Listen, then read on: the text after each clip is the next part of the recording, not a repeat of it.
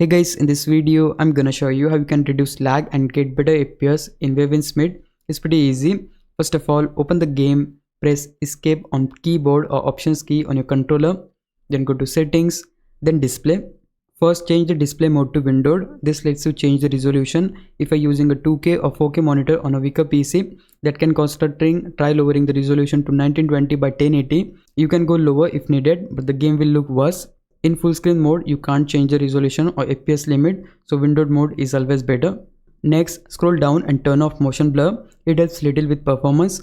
After that, under super resolution, enable FSR or DLSS, whichever you have. This usually gives you more FPS.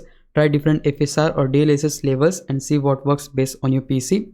Keep anti-aliasing on unless you really need extra performance. Now go to graphics quality. If you're getting low FPS, set it to balanced or performance. Even on low settings, the game still looks pretty good and you'll gain a lot of FPS.